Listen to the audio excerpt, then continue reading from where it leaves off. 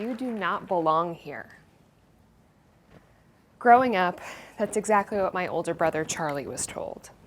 Charlie has a disability, and he is not alone in his experience. Over 5 million students with disabilities attend U.S. schools, but because most extracurriculars fail to accommodate these students, they end up sidelined, excluded from school sports and from the critical social opportunities they offer. In high school, Charlie struggled to find his place socially, but all of that changed when one day a captain of our school swim team invited Charlie to sit at his lunch table. This small act of kindness turned out to be a game changer for Charlie. He ended up joining the swim team, and that team provided exactly what he'd been missing, a place where he felt he belonged. At the same time, I came to appreciate the power that young people have to impact one another's lives. Inspired by Charlie's experience, I helped to create the nation's first inclusive cheer team, the Pleasant Valley High School Spartan Sparkles.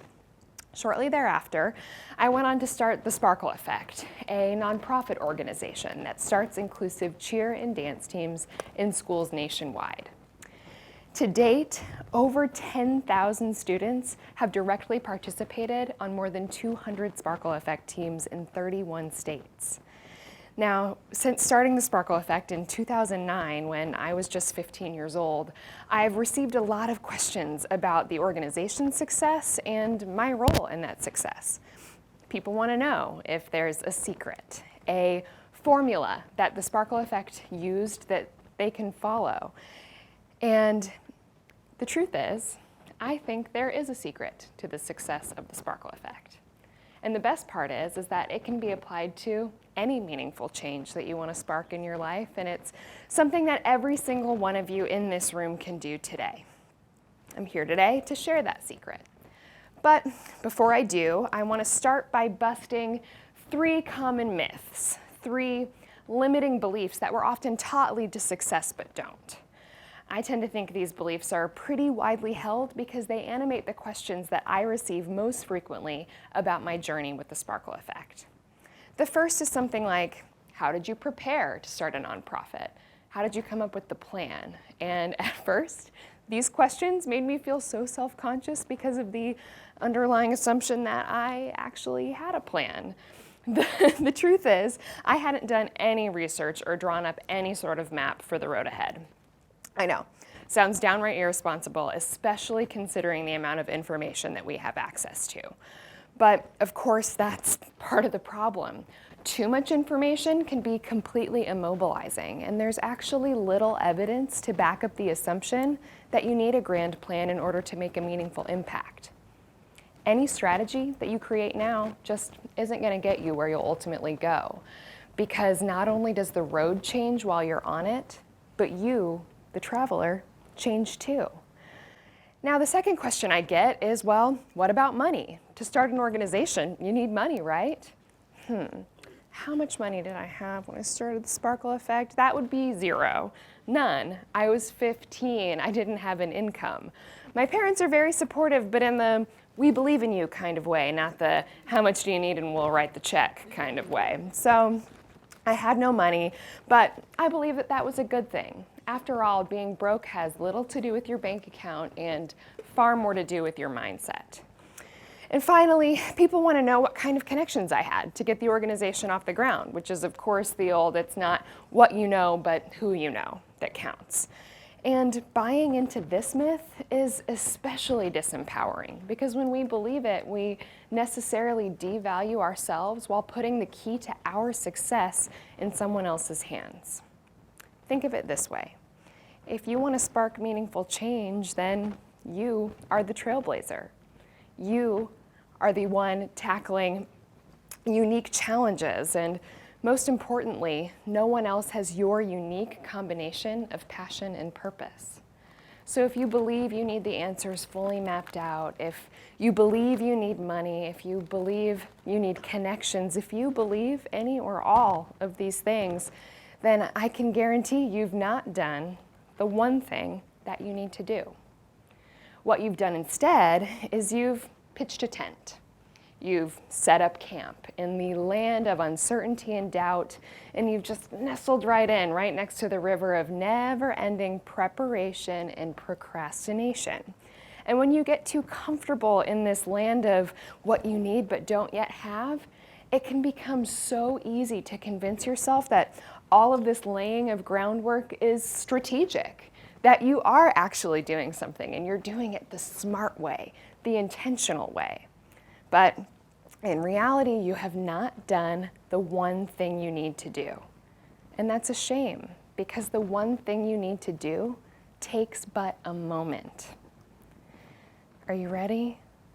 You must decide. That's it. The secret is that all of your power resides in the moment that you decide. The answers, the money, the people, those come after, not before the moment of decision. Everything that comes before that moment of decision is just inefficient, unfocused energy, and everything that comes after comes much more easily. Because when we firmly and finally decide, we step out of our tent and onto the trail. And as we do, we realize that instead of needing every answer, it's often best to think like a beginner. A beginner's eager to learn, but free from the notion that she needs to be an expert in order to succeed. And a beginner isn't worried about looking or sounding stupid because he has nothing to lose and everything to gain. When I was a beginner, I set a goal of creating 100 inclusive teams. My first step was to write 100 letters to 100 schools asking them to get involved. 100 letters, 100 schools, 100 teams, the math works, right? Well, even when all 100 teams took a pass and didn't even respond, it never dawned on me to quit. Why? Well, I'd already decided. Success was simply non-negotiable. I decided to write one more letter, this time to a man named Jeff Webb, the founder of Varsity Spirit, the world leader in all things cheerleading. I asked for his advice as I set out on my goal, but he didn't respond with advice. Instead, he said his team was already looking for ways to promote the sparkle effect at every cheer camp and competition in America. And within a year, Varsity Spirit had signed on to be our largest corporate partner. If my initial letter writing effort had even generated a handful of teams, I don't know that I would have ever reached out to Jeff Webb. The lack of response wasn't a roadblock. It was a signpost pointing me in a new and better direction. Now, the second thing that happens when you step out onto the trail is that instead of fixating on what you need, you start to focus on what you already have. When I was getting started, I realized that the Sparkle Effect needed a logo. At the time, did I have Photoshop? No. Could I hire a graphic designer? No. Did I have Microsoft Paint on my family's desktop computer? Sure did. My point of decision had made me resourceful, scrappy even. And waiting for perfect is never as powerful as taking imperfect steps toward your goal. So, no plan, no money, no problem. What about connections? I still didn't have any. What I had instead was so much more powerful. My point of decision had given me unbridled audacity. Now, since I was creating a program that was national in scope, I figured I could really use some free national media coverage to generate interest. And since I didn't know anyone, I figured I may as well start at the top, right? It never occurred to me that a 15-year-old from Bettendorf, Iowa, couldn't just pick up the phone and call the national media. I actually thought that I was doing them a favor by bringing this incredible news. And the crazy thing is, they agreed. First, ABC National News called. And about a month later, People magazine featured us. And then just 6 months after starting the Sparkle Effect, we got a call inviting us to appear on the Oprah Winfrey Show. After that, we were receiving 100 emails a week, and my 100-team goal didn't feel so far away after all. I was no longer just putting one foot in front of the other. I was sprinting. So here's what I've learned about connections. It's not who you know, it's who knows you.